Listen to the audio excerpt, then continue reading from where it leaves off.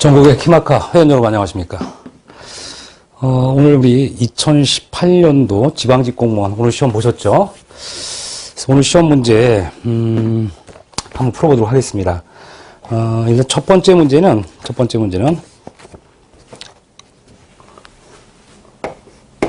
이 병원 건축이 나왔어요. 이 병원 건축은 이런 형태. 우리가 집중식이라고 하죠. 블록 타입이라고 하는 집중식과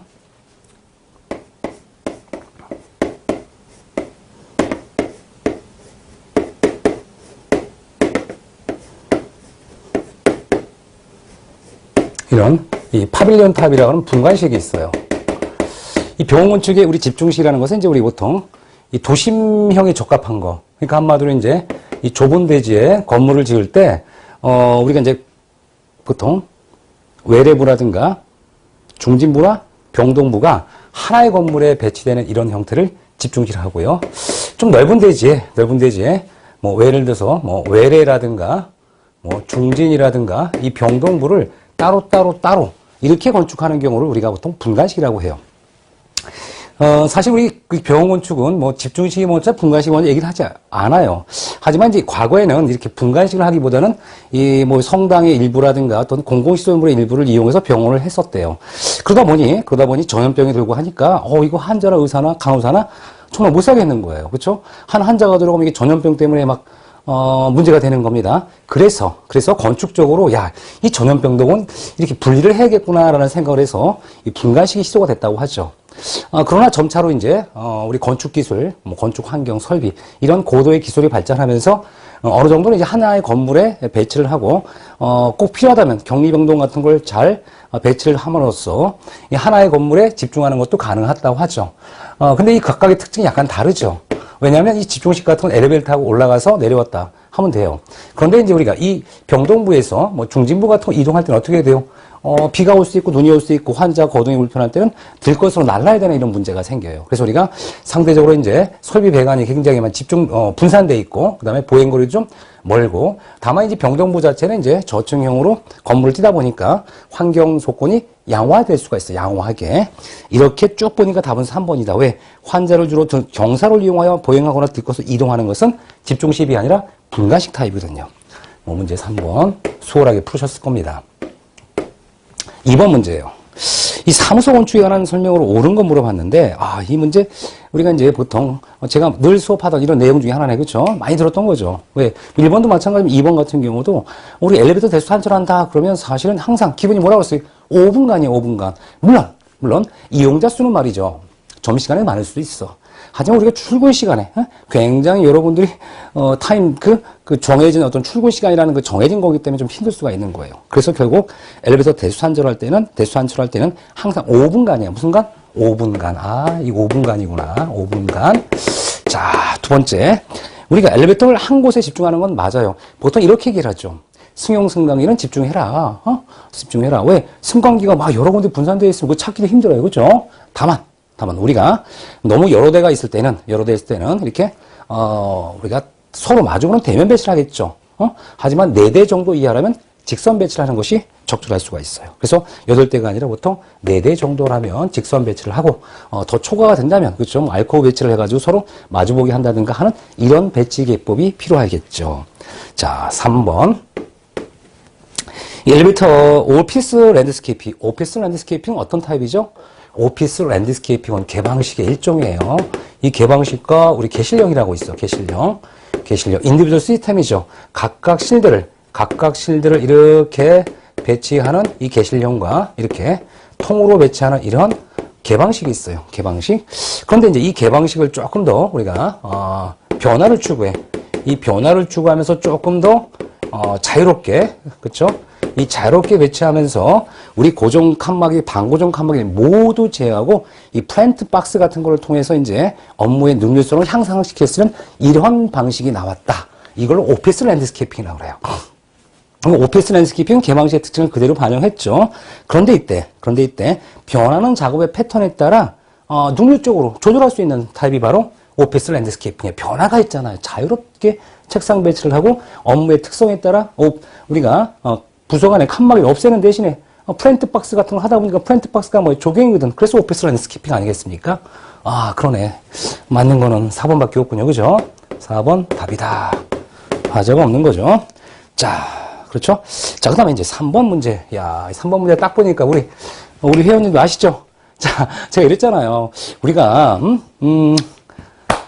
할머님이 계신 거예요. 할머님이 계신데, 누군가 이렇게 막 방문을 두들기는 거야. 무서워요. 그럼 우리 할머니 입장에서 가장 센 분이 누구라 그랬어요? 평소에 영감님이잖아요. 그래서 뭐라 그러고, 영감이 안에 있어. 라고 했더니, 누군가가 가드래는 거예요. 영감이 안. 이거잖아요. 오스카르면 영역성이죠. 영역성. 감시. 이미지. 그 다음에 안전한 환경이라기도 하고 안전한 여러 가지 요소. 이게 바로 영감이 아니에요. 그렇죠? 아유, 답은 딱 4번 나왔네. 그렇죠? 여러분 너무 편하게 문제를 푸셨을 거예요. 세 문제까지. 자, 네 번째 문제. 은행의 평면 계획에 대한 설명이 나와요. 이 은행 같은 경우는 우리 그림을 많이 그렸죠. 은행이다. 그러면 우리가 이제 보통 이렇게 영업장이라는 거와 객장이라는 게 이제 은행실이고 기타 이제 알파 요소, 부속 여러 가지 부대시설이 있겠죠. 이때 이제 우리 객장 같은 경우는 분명히 피난을 위해서라면 당연하게 좋을 텐데 그럼 뭐예요? 아니 은행은 뭐 먹고 살아요? 은행의 신용과 은행의 어떤 보안 관리가 아니겠습니까? 그래서 은행은 출입구를 한 개소에 주출입구를 한 개소에 집중하되 우리가 은행에 들어가는 이 객장 같은 방뇨다지 하도록 돼 있어요. 방뇨다지. 만약에 방뇨다지 하는데 무슨 문제 생겨요? 야, 우리 에너지 절약 같은 게 문제가 생긴다. 바람을 좀 막아야 되는데 이럴 때는 이렇게 전실을 배치해서 뭐 자재문도 가능할 수도 있어. 하지만 이 객장 출입문은 안전다지가 돼야지 도난이 방지되겠죠. 근데 만약 어쩔 수 없이 한쪽밖에 설치할 수 없습니다. 그럼 어떻게 돼요? 이때는 이렇게 회전문을 설치하면 돼. 다만 회전문을 설치하게 되면 어떤 거 생겨요? 어린아이들이 껴요. 저도 막 낄 때 불편해. 특히 가방 같은 거 잘못 끼면 큰일 나거든요. 애들 손이나. 그래서 어린이들이 출입하는 것은 방풍실은 안 되지만 우리가 때에 따라 이렇게 하는 경우도 있고 그 다음에 우리가 방풍실 설치할 경우는 이렇게 안여다지하고 얘가 없어도 당연히 안여다지 해야 돼요. 도난방지상. 그 얘기를 딱 보니까 답은 2번이 되겠네. 그렇죠? 2번이, 답이 2번이 되는 거. 안여다지 해야죠. 도난방지상. 자, 그 다음에 이제 5번 문제는, 사실 그냥 뭐 생각하는 문제, 건축계획적 어떤 개념만 아시면 맞출 수 있는 문제. 도서관 건축계획이 나오고, 1번. 그쵸. 소고 중축공간을 고려해라. 그쵸. 우리가 항상 정보화의 물결, 굉장히 많이 발전해요. 엄청나게 많은 이 도서가 나오고 있습니다. 두 번째. 그쵸. 약간 어두운 편이 좋다. 왜 도서 보존을 위해서. 세 번째. 이 얘기는요, 우리가 뭘 얘기하냐면, 이용자 입장에서 여러분이 기존 도서관 바로 옆에 도서관이 있어. 그럼 어떻게 돼? 아니, 보행거리 멀어질 거 아니에요. 도서관이라는 게 어떻게 돼요? 적절하게 돼야 돼. 그럼 어떻게 돼? 이용할 때는 여기다 갖다 주면 멀어지죠. 그럼 어떻게 돼요? 우리가 신설하는 것은 이 도서관과 도서관 거리를 좀 이격해서 쉽게 이용할 수 있어서 분산될 수 있도록 새로 생겼다 그러면 이렇게 하나의 영역성을 갖고 보행거리 내에 배치한다면 이게 편리한 도시계획 아니겠습니까? 그럼 이렇게 관점으로 보면 그래 당연하지 도서관에 없는 곳에 건립해서 그 주민의 이용도를 편리성을 제공해야겠죠. 이렇게 나와야 되는 거예요. 답은 3번이죠. 자, 6번 문제. 미술관 계획이 나왔어요. 이 미술관 계획도 보면 제가 강의 중에 했던 그 그림 기억나시죠? 이 미술관 내용 중에 우리가 중앙 형식이라고 있어요. 중앙 형식. 이 중앙 형식이 뭘까? 중앙 형식은요. 원래 그 큰 규모의 건립 부재를 주고 그렇죠. 이렇게 규모 있는 중앙홀을 배치함으로써 사람들이 이렇게 갔다가 그렇죠? 동선에 혼란이 없어. 왜? 중앙홀이 어느 정도 크다면 혼란이 없는 방식이라고 해요. 다만 중앙홀이 작아지면서 교차 동선이 생기니까 불리해지겠죠. 그런데 말이죠. 제가 이 그린 거 기억나실 거야, 아마. 이렇게 중앙홀 형식인데 얘를 전시 공간을 확대해야 돼. 이 중앙홀은 고정돼 있죠. 이렇게 배치하니까 뭐가 된다 그랬어요? 이 장래 확장에 무리가 생기는 형태다라고 말씀드렸던 거예요. 그런데 이렇게 중앙홀 형식을 평면이 아니라 수직적으로 극복한 좋은 예가 있죠? 그렇죠. 바로 그거예요. 바로 여러분들 다 아시죠? 바로 나왔네. 프랭크 로이드 라이트 구겐하임 미술관 미국 뉴욕에 있는 거 어때요? 이 구겐하임 미술관 같은 이 중앙홀 형식의 단점을 이렇게 수직적으로 극복한 좋은 선례를 남겼잖아요. 그렇죠? 자, 이런 것도 아마 기억나셔요. 미국 미국 프랭크 로이드 라이트 근대 거장 중에 한 분이죠. 그래서 역사가들이 뭐라 그래? 이 프랭크 로이드 라이트의 이 근대 미술관, 이것은 우리가 중앙을 형식의 단점인 수평적인 이 확장 계획을 어렵죠. 단점을 수익적으로 극복한 좋은 선례를 남긴다. 다만 동성계획상 약간 이용자의 행동 패턴과 건축가의 어떤 생각이 다를 수 있었다라는 얘기를 하죠. 구겐하임 미술관. 요 구겐하임 미술관 요게 이제 영화의 한 장면도 나오죠. 맨인 블랙 이게 2인가 3인가 보면 그 외계인이 나오는 바퀴벌레 나오는 거 보면 잠깐 앞에 이렇게 그 흑인 영사가 이렇게 그 외계인을 잡으러 딱 가는 순간 이렇게 건물 앞에 딱 들어가는데 이게 구겐하임 미술관 딱 보이는 거예요. 건축을 하는 사람만 보이죠. 여러분 다 한번 보시면 아마 이 느낌이 와요. 그렇죠? 어쨌든 답은 1번이죠. 그렇죠? 장래 확장에 무리가 생긴다. 일반적으로. 그렇죠? 일반적인 거니까. 7번 문제. 7번 문제는요. 우리가 이 배수 트랩 형태인데 여러분 아마 트랩 형태를 제가 강의할 때 이렇게 했을 거예요. 야, 우리가 파이프형이라고 있었다. 파이프형. 이 파이프형을 일명 사이폰형이라고 해서 생긴 모습이 이제 우리 S 트랩이나 U 트랩, P 트랩이라든가 U 트랩 같은 게 있어요. 그 다음에 이제 우리가 용적형이라고 있었더라. 용적형은 다량의 봉수를 많이 갖고 있으면 벨 트랩이라든가 드럼 트랩이 있었고요. 맨 끝에 인터셉터라고 해서 이물질을 분리하고 제거하는 게 있었을 것이다 라고 말씀드렸었어요. 여기서 말이죠. 우리가 이런 이 파이프형, S형 이런 거를 우리 사이폰형이라는 이유가 뭘까? 이런 것들은요. 우리가 이 사이폰관에 대한 이해를 하시면 되겠죠. 이 사이폰관이 뭐예요 대체? 이 사이폰관이라는 게 별거 아니죠. 이 사이폰관이라는 거는 그죠? 자, 여러분이 아마 중학교 우리 과학실에 가시면 선생님이 이렇게 관을 갖다 놓고 그죠? 관을 갖다 놓고 자 물을 요렇게 있고 요렇게 있는데 이 물들이 요렇게 이런 관을 만들어 놓으면 이 관을 따라 이 파이프를 따라 요렇게 위에서 아래로 흡인될 것이다 라는 얘기를 하면서 압력이라든가 이런 흡인작용에 대해서 우리가 과학적으로 얘기를 하십니다. 그럼 이렇게 파이프를 배치한 이런 형태를 우리가 사이폰형이라고 보통 얘기를 했던 거예요. 자, 그래서 우리가 쭉 내용을 보면 사이폰계라고 보셔야 돼요. 유트랩은 파이프 형태 사이폰계다. 그래서 우리 건축물이 이렇게 있다 그러면 이 수평배관은 이렇게 그쵸? 파이프죠. 얘도 수평배관 이렇게 해서 이렇게 들어가면 얘가 마치 이렇게 들어가는 이런 꺽쇠 형태가 되기 때문에 이렇게 얘기할 수 있다라고 하니까 답은 3번이다. 라고 보시면 돼요. 3번이다. 자, 그 다음에 이제 우리가 사이판 트랩형이다 라고 하고 얘는 배수행 주간에 설치가 돼요. 배수행 주간에. 자, 그 다음에 8번 문제.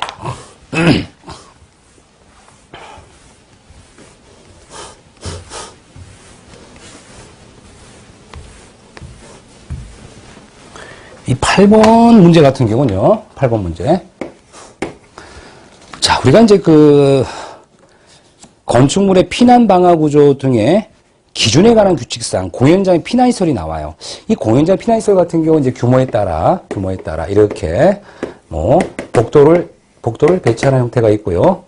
좀 이렇게, 상대적으로 관람석 면적이 좀 많을 때는요, 이렇게 배치하는 형태가 있죠. 이렇게 양옆과 뒤쪽에 설치하는 경우 있어요. 그래서 우리가 보통 300제곱을 기준으로 이상이냐, 미만이냐라고 해서 우리가 통로 배치를 배치하죠. 그럼 현재 1번, 안 여닫은 하에서는 안 된다. 이 안 여닫은 하에서는 안 된다는 얘기는 뭐냐면, 우리가 때에 따라 슬라이딩이 있을 수 있거든요. 이해되시겠죠? 방너다지를 한다 그러면 꼭 슬라이딩은 안 될 수도 있잖아. 왜? 여기서 얘기가 중요한 얘기가 나와요. 제가 이 설명했을 거예요. 우리가 이렇게 어떠한 피난 계획을 하는데, 보통 이렇게 해주죠. 사람들이 다치지 않도록. 그런데 만약에 방너다지 한다고 이렇게 해주면 어떻게 돼요? 사람들이 다칠 수 있거든. 이런 것보단 이렇게 해야 되지만 때에 따라 만약 그렇다면 이렇게 슬라이딩으로도 할 수 있어야 되거든요. 슬라이딩으로 밀어서 사람들이 피난할 수 있도록. 그러니까 우리가 안 여닫이는 안 돼. 그러니까 안 여닫이는 하에서는 안 된다. 그러면 우리 그렇죠. 안 여닫이가 아닌 피난에 유리한 방여닫이라든가 아니면 슬라이딩도 가능하다라는 걸 얘기하고 있는 거예요. 이런 얘기군요. 아마 수업 기억나실 거예요. 설명할 때 그죠? 두 번째, 세 번째. 우리가 이제 보통 유효 출입구의 너비 합계는 보통 이렇게 해요. 그 면적이 있다 그러면 100분의 0.6 이렇게 계산을 해요. 이런 얘기죠, 지금. 과완상 면적의 100분의 0.6으로 산출한 너비 이상으로 하여야 한다. 이런 얘기예요. 유효 너비 합계가. 자, 그 다음에 네 번째, 궤발 관련석 바깥쪽에는 앞뒤쪽이 아니죠. 앞뒤쪽은 300점 미만일 때죠. 뭐라고 해야 돼요? 우리는 이런 경우를 얘기할 때는 바깥쪽에 양쪽 및 뒤쪽에 뭐라고요? 양쪽 및 뒤쪽. 그러니까 결국 디귿형이 될 수 있도록 피난기를 해주라는 얘기 아니겠어요? 복도 쪽이. 답은 4번이죠. 아, 이거 그쵸. 많이 여러분들 그 강의 때 설명했던 내용들이네. 9번 문제. 색이 나왔어요. 색이 나왔는데 이 색을 보면 1번, 2번, 3번 보니까 뭔가 좀 이상해. 우리가 이 배경색 생각해보세요. 아니 이 배경색이 있는데 배경색과 똑같은 색을 하면 어떻게 돼요? 눈에 안 보이지. 어떻게 돼요? 당연히 채도차나 명도차가 커야 되는 거지. 당연하지. 그래야지만이 돋보일 거 아니겠어요? 남들과 똑같은 옷을 입고 있는데 그 사람이 보여? 아니지. 예를 들어서 흰색을 딱 주변 사람도 입고 있는데 하얀색을 딱 입은 사람 좀 뭔가 좀 있어 보이죠? 마찬가지로 배경색과 우리가 주목할 색상은 그 여러 가지 차이가 생겨야 돼요. 그렇죠? 생겨야 돼. 그래서 명도차나 채도차 이런 것들이 우리가 발생되기 때문에 그 배경색으로 채도가 높은 걸 하는 것이 아니라 좀 상대적으로 채도가 낮은 것을 선택하고 주목색을 좀 채도 높은 거라면 금방 눈에 띄잖아요. 그렇죠? 답은 3번이죠. 그렇죠? 3번. 아, 이런 의미가 있구나. 그렇죠? 얘가 좀 밝고 내가 어두우면 훨씬 잘 보이죠. 그렇죠? 아니면 바깥에 은근하게 이제 낮은 채도고 내가 좀 높은 채도다 그러면 얘 돋보이네. 노란색으로 옷 입은 그 주인공인가 봐. 이런 식으로 나타나는 거죠. 자, 그다음에 10번 문제. 10번 문제는 이제 음에 관한 설명으로 옳지 않은 거 물어봤는데 음에 관한 설명. 음에 관한 설명. 우리가 이제 음의 회절은 뭐냐면 넘어가는 거. 우리가 빛은 넘어갈 수 없지만 장파장 같은 건 넘어가요. 장파장. 이걸 음의 해절이라 그래요. 분명히 여기 옆에 뒤에서 누가 있죠? 막 떠드는 거야. 누구야 나와라. 그쵸? 근데 여기 뒤에 숨었다고 안 들려? 들려. 왜 들려? 이게 장파장이 넘어가거든. 이걸 회절이라 그래요. 그렇죠? 많이 공부했던 건 내용이고. 두 번째. 이런 얘기 하잖아요. 우리가 보통 잔향 시간이라는 게 있는데 이 잔향 시간은요. 명료도를 요구하거나 강연을 할 때 좀 짧아야 돼. 그래야지만이 이제 정확히 들려요. 근데 음악은 좀 여운을 좀 풍부하게 해서 약간 길어도 돼요. 그래서 우리가 짧은 게 아니라 약간 길어도 오히려 유리하다. 여운을 남길 수 있으니까 답은 2번이죠. 예, 우리 키마카 수업 시간 했던 얘기죠. 11번 문제. 이 분산변열령이 나왔네. 학교고사 배치에 분산변열령. 우리 핑거프렌이라고 해가지고요. 이건 뭘 얘기하냐면 이렇게 제가 설명했을 거야 아마. 우리가 핑거프렌이라고 해서 이렇게 우리 손가락을 올려놓은 것처럼 배치를 해요. 운동장이 있고. 그러니까 아주 넓은 부지 아니면 채택하기는 어려워. 그런데 넓은 부지에 채택하면 좋은 게 뭐냐면, 주변 환경 조건이 좋고, 그렇죠? 이 오기 공간을 활용할 수 있는 공간도 여지도 많고요. 굉장히 피난 동선도 유리하고 해. 그런데 이거를 우리가 보통 편복도를 길게 연장해서 연결할 경우는 유기적 조화가 깨질 수 있다라고 다 그림 그리면서 이거 기억나시죠? 바로 요거야, 바로 요거. 1번. 유기적 구성을 깨질 수 있다. 단점이거든요. 너무 편복도로 길게 할 경우는 답. 그쵸? 이거 우리 기억나시죠? 네. 12번 문제. 자, 우리가 이 급수 방식에서 수도직결 방식에 대한 설명입니다. 수도직결 방식이 뭘까요? 수도직결 방식은 단 이거지. 그렇죠? 이렇게. 상수도 본관에서 연결을 해서 물을 끌어올리는 상향식이죠. 근데 답은 2번이네. 왜? 이 수도직결 방식, 고가 탱크 방식은 뭐예요? 상수도 본관에 저수의 물을 받아서 고가 탱크를 올리면 이 고가 탱크에서 하향식으로 내려오니까 얘를 뭐라 그래? 충력식이다. 압력이 일정한 편이다. 바로 2번이네. 그쵸? 수도직결 방식이 아니라 2번은 무슨 방식? 고가 탱크 방식이니까 틀렸다. 그쵸? 자, 13번 문제. 자, 이 문제 정말 여러분 기억나시죠? 인체 온열에 영향을 미치는 열적 쾌적 요소. 열적. 자, 제가 맨날 노래 부르죠? 자, 열적 쾌적 요소 뭐라 그랬어요? 물리적으로. 기습기복. 뭐라고요? 기습기복. 이거를 여러분들 제가 몇 차례 얘기해줘. 기습기복, 기류, 습도, 기온, 복사열. 기류, 습도, 기온, 복사열. 이렇게 좀 요소라고요. 그럼 현재 딱 보니까 뭡니까? 답은 2번이지. 왜? 이 기습기복에 들어가는 기온은요, 물리적 요소예요. 제가 주관적 요소를 이렇게 얘기했을 거예요. 주관적 요소라는 것은 사람마다 틀리고, 그쵸? 나이라든가 의복이라든가 이렇게 달라질 수 있는 거 있잖아요. 제가 예를 들어서 이런 얘기도 했잖아. 제가 자동차를 타고 갈 때 옛날에는 좀, 그쵸? 좀 덥다 싶어가지고 이렇게 했으면 어머니는 좀, 딱 알맞다 하고요. 그렇죠? 할머니는 춥다라고 한다. 이런 얘가 바로 뭐냐? 주관적인 요소. 그렇죠? 자, 이렇게 말씀드렸던 거 아마 기억나실지 모르겠네. 그래서 딱 보니까 답은 2번이죠. 그렇죠? 기호는 물리적 요소, 물리적 쾌적 지표예요. 그렇죠? 그러다 보니까 뭐가 나와? 주관적 지표를 섞어서 우리가 평가할 수 있는 이런 평가 방법들이 나왔던 거예요. 그렇죠. 예, 황영 시간에 얘기했던 이런 얘기가 나오군요. 시사원 문제. 팀10 해가지고 여러분 기억날 거예요. 뭐냐면 우리가 그 팀10이라는 게 이제 CIAM의 붕괴와 관계가 돼요. 1956년, 그쵸? 우리가 보통 신진 작가들이 나타나면서, 이 과거의 고전 건축, 뭐 이런 사람들이 무슨 뭐 이렇게 하면서, 기존 기성세대와의 어떤 불협화음이 생기는 거예요. 이 불협화음이 생길 때 우리가 똘똘 뭉쳤던 신진 작가들을 팀10이라 하는데, 보니까 피터 쿡은 관계없네. 피터 쿡. 그쵸? 피터 쿡은 이제 미래 건축적인 어떤 지향을 했던 이런 작가들이잖아. 그러니까 답은 3번이죠. 그 이후 세대죠. 3번. 그쵸. 3번. 자, 이거 외우기 쉽지 않았을 건데, 하지만 수업 시간에 이제 그런 얘기 했을 거예요, 제가. 뭐, CIM 관련돼서, 뭐, 팀10, 이렇게 얘기하고. 그러면서 이거를, 1950년 이후로 이제 우리가 현대, 그 이전을 뭐, 근대라고 한다라는, 뭐, 생각날 겁니다. 자, 15번 문제. 우리 공기저하 방식, 변풍량 단일 덕트 방식이다. 사실 우리 공기저하 덕트, 에어덕트 방식이 굉장히 좋은 방식이에요. 여러 가지 유형이 있죠. 그럼 우리 에어덕트 방식 어떤 게 있었을지 우리가 한번 알아볼까요? 자, 여러분들이 이제 에어덕트 방식 제가 무수하게 말씀드려 이런 얘기 했을 거야. 에어덕트 방식 전공기 방식이라고 하는데 훌륭한 방식이에요. 응? 그래서 우리가 보통 단위덕트 있고 이중덕트 있고요. CAV 방식이 있고 VAV 방식이 있어요. CAV는 이제 정풍량 방식이라고 얘는 이 병풍량 방식이라 그래요. 이 병풍량은 풍량을 변화시키는 거기 때문에 풍량이 일정하게 요구된다든가 냉난방 부하가 변동된다든가 하는 건 분리할 수가 있어요. 그래서 이 병풍량 방식이 뭐라고 했냐면 제가 설명하면서 우리가 일정한 풍량을 요구하는 이런 것, 엄격한 이런 계획이 요구되는 이런 공간은 적합하지 않을 수 있어. 다만 우리가 냉 아니면 아니면 난이라는 게 단위덕트죠. 그러다 보니 우리가 어느 정도 이 VAV라고 하는 이 유니트를 설치해서 이 풍량을 조절할 수 있다는 것은 상대적으로 시설비 요거에 비해서 단일덕트 CAV 방식에 비해선 시설비는 증가하고 그렇죠. 그다음에 동일한 부하 처리에 대해서 이 CAV는 최대의 부하를 취급하기 때문에 사실은 최대의 부하를 취급하는 단일덕트 방식 중에 정풍량 방식은 기기 용량은 상대적으로 커지는데 간단하기 때문에 시설비는 절감이 되고 요거보단 에너지를 좀 덜 쓸 수 있고요.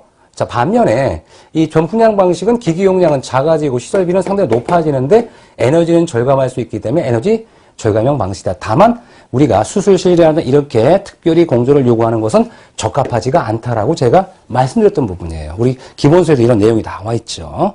그래서 답은 1번이죠. 1번. 적합하지 않다는 얘기예요. 조금 더 엄격하게 관리가 될 수 있는 이 고급 방식으로 해야 된다는 얘기죠. 비용이 좀 더 들더라도 에너지를 더 쓸더라도 이런 얘기죠. 자, 그 다음에 16번 문제. 15번의 답은 그래서 1번이다. 응? 적합하지 않다라고 해야 되는 거고요. 이 16번 문제는 이 주차장 시행 규칙상 노열차장의 출금 입구에 적합한 위치의 설명으로 옳은 것만 고르라라고 했는데 일단 기억을 보면 이 그 횡단보도라든가 이런 데는 이 5m 이내는 no 안 된다고 했었죠. 근데 얘가 10m야. 그렇죠? 어떻게 돼? yes. 그렇죠? 이렇게 보시면 되고요. 니은 교차로 가장자리 등에도 몇 미터? 5m 이내는 no라고 했는데 얘가 몇 미터? 10m니까 yes가 되는 거고요. 이 디귿 같은 경우는 우리가 보통 유아원 같은 거니까 그런 얘기 했을 거야. 애들이 뛰는 게 좀 불리하니까 유아원이나 어떤 초등학교, 중학교는 관계없지만 유아원, 초등학교까지는 한 20m는 이내는 노라고 봐야 돼. 이내. 이내는. 그런데 얘가 무엇이라고 그래요? 10m라고 했으니까 이때는 뭐다? 똑같이 노지. 설치할 수가 없지. 왜? 20m도 안 되는데 어떻게 10m 가능하겠어요? 20m 이내가 안 되는데. 그 다음에 리을. 너비가 10m. 그렇지. 보통 너비 같은 경우는 최소 4m 이상인데 주차 대수가 200대 이상이다 그러면 6m 이상 하도록 돼 있어요. 근데 10m다. 오케이. 아름다워. 훌륭해. 그죠? 종단 기울기는 이 보통 10% 초과하면 안 되는데 얘가 몇 퍼센트라 그래? 5%라 그래. 그럼 뭐라 그래? yes죠. yes. 그러니까 뭐가 돼? 요거는 만족하는데 이거 만족하지 못하니까 기억, 니은, 리을이 있으니까 답은 3번이다. 조합 문제네요. 그렇죠? 예, 조합 문제. 자, 17번 문제. 우리가 이제 국토유기임이 이용하는 법률상 용도지역 딱 나왔어요. 딱 보니까 무슨 생각해? 야, 이거 답은 산업진역 관계없잖아요. 그렇죠? 그래서 제가 아마 국토유기임이 이용하는 법률에 용도지역 제가 쭉 써줄 거야. 쭉 써주면서 우리가 이제 뭐 관, 뭐 농, 자 이렇게 하면서 도시관리, 농림, 자연환경, 그렇죠? 뭐 계획관리, 뭐 생산관리, 보존관리 하면서 그렇죠? 도시지역 쫙 하면서 우리가 뭐 주, 상, 공, 녹 저 공업지역에서 산업지역 없거든요. 주거지역, 상업지역, 녹지지역 해가지고 쫙 써줬잖아요. 그렇죠? 기억나시죠? 여기 없잖아요. 없으면 답이지 뭘. 그렇죠? 없으면 답이지. 쉽게 찾았을 거예요. 산업지역 없습니다. 자, 우리가 이제 자, 그다음에 18번 문제. 야, 18번 문제 우리 학생들 기분이 엄청 좋을 거예요. 그죠? 왜? 뭐 생각 거의 안 하고도 맞힐 수 있는 문제잖아요. 그죠? 생각 거의 안 하고도 맞힐 수 있는 문제. 18번 문제. 제가 이런 얘기 했어요. 여러분들 부여에 가면 산소가 많죠? 그래서 뭐라 그랬어? 부여 산소. 부, 여, 산, 소 하면서 뭐라 그래요? 부패조, 여과조, 세석층이고 산화조, 소독조 하면서 뭐라 그래? 부패조는 일단 현기성균을 처리하고, 산소를 싫어해요. 산화조는 산소를 좋아한 호기성균을 설치하니까 이 배기통을 달아주고 소독약제를 쫙 뿌리고 방류하세요. 그럼 딱 보니까 부요산소, 오수입해가지고 현기성균 들어갔다가, 2차 처리 호기성균 들어갔다가 끝이네. 답은 2번이네. 그죠? 부요산소. 뭐라고? 부요산소. 부요에 가면 산소가 있어요. 그죠? 10번 문제.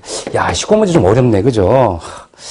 자, 뭐냐면 우리가 부속사 무량수는 앞마당에 5층 석탑이 아니라, 우리 통일신라 시대, 아직 이 얘는요, 명확하게 무슨 시대라고 규정된 건 없지만, 우리가 그 한국 건축 역사에 보면 이렇게 나와요. 정확하게 연대는 모르지만, 현재 남아있는 게 3층 석탑. 상층 석탑. 이렇게 얘기를 해요. 석탑. 예, 처음에 이거 경건하게 그려야 되죠. 그래서 우리가, 뭐, 이렇게,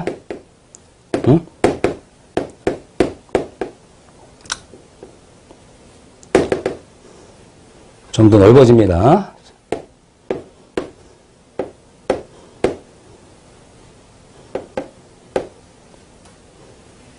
그렇죠? 이런 식으로 집을 짓듯이 뭐 한 개, 두 개, 세 개를 다 짓고 밑에 기단이 또 이제 두 개가 돼요. 좀 더 넓어져야 되는 거예요. 우리가 안정감 주기 위해서 이렇게 기단을 두 개 배치해가지고 이제 우리 가구식 기단으로 하면서 지붕이 하나, 둘, 세 개 있으니까 3층이다 이렇게 얘기하는 거예요. 보통 이 통일신라부터는 기단이 두 개가 생겨요. 기단이. 그래서 우리가 통일신라부터는 기단이 두 개가 생겼고 이렇게 탑을 이렇게 만들어주거든요. 3층 석탑이 되는 거예요. 그래서 이런 것들이 이제 우리가 경건하게 생각하시면 될 것 같아요. 그렇죠? 자, 답은 3번이다. 그래서 우리가 보통 요거 상륜부라고 하고요. 상륜부 맨 꼭 위에 있으니까 상륜부라고 합니다. 그 다음에 요걸 탑신부다. 탑신. 탑의 몸이다. 라고 해요. 부처님 사리 모시는 것, 이런, 뭐, 스님들이 어떤 이런, 사리를 모신 이런 곳이잖아요. 그 다음에 이제, 이런 것들이 이제, 이후 맨 밑에 기단부인데, 특이하게 이 기단부가 2단으로 구성되어 있어요. 2단. 그래서 현재 우리 그 한권수 우리 공부했던, 뭐, 우리가 탱주, 그 다음에 뭐, 이런 면석, 이런 게 있잖아요. 여기 똑같아요. 우주석, 뭐, 탱주석, 이런 게 똑같이 들어가요. 우리 형태에 보면. 가구식 기단을 보통 짰거든요. 이때, 통일신라의 시대 3층 석탑이다. 자, 이렇게 기억하시면 되고요. 자, 20번 문제. 이거 좀 어려웠죠, 사실은. 그쵸? 여러분들. 왜냐면, 이것까지 뭐, 기억을 어떻게 하겠어. 가도 3층인지 4층인지 5층인지 뭐 헷갈릴 텐데, 그죠? 참 어쩔 수 없이. 뭐, 이런 문제도 있어요. 예, 용서해 주세요. 이런 문제까지 뭐, 제가 다 가르쳐 드리고 싶었지만, 너무나 많은, 한국 건축, 서양 건축 있잖아요. 예, 20번 문제는 이제 주거 복지. 항상 뭐라 했어요? 이 복지가 들어간다 그러면 일단 의료가 아니에요. 그렇죠? 의료가 아닙니다. 의료가 아니에요. 의료가 아니고 그다음에 재가노인도 아니야. 그렇죠? 그럼 현재 쫙 보면 우리가 요양자가 들어가는 거 있죠? 병원 관계는 무조건 빼야 돼. 복지 관계 없으니까. 그 다음에 이제 뭐 재가노인, 단기보호 같은 거 있죠. 이 단기보호나 이런 것들은 집에 있는 분들이 재가노인 관계가 없어. 그럼 요양 빼고 재가노인 딱 빼면 남는 거 일본밖에 없어요. 그렇죠? 일본밖에. 뭐냐면 양로시설과 그 다음에 요양시설은 틀려요. 요양시설은 틀려요. 제가 설명하면서 이렇게 했을 거예요. 여러분들 요양시설은 아파서 가는 곳이다. 라고 했고요.